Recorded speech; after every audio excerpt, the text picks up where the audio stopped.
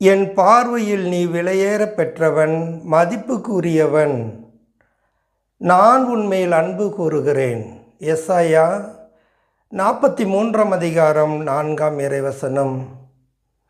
ஆண்டவரின் பார்வையில் நீங்களும் நானும் விலையேற பெற்றவர்களாய் இருக்கிறோம்.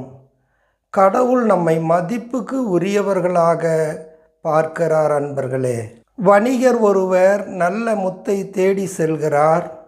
அதை கண்டவுடன் தமக்குள்ள யாவற்றையும் விற்று அந்த முத்தை தனக்கென்று வாங்கி கொள்கிறார்.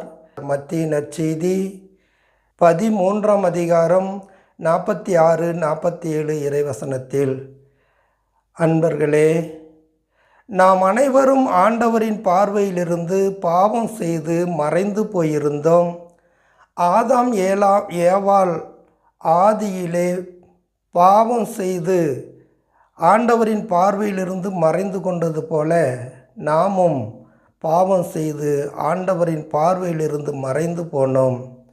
ஆனால் நம் ஆண்டவர் ஆகிய இயேசு நம்மை தேடி வந்தார், நம்மை கண்டுபிடித்தார், விலையுயர்ந்த முத்தாக நம்மளை கண்டுபிடித்தார்.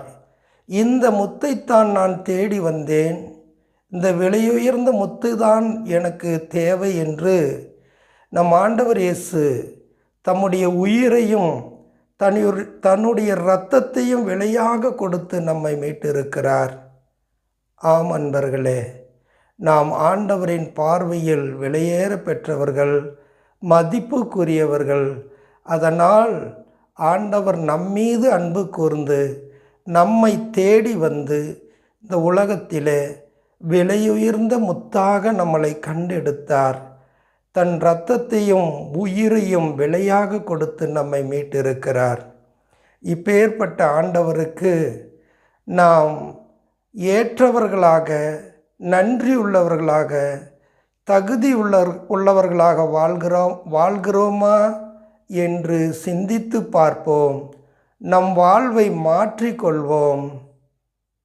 God bless you.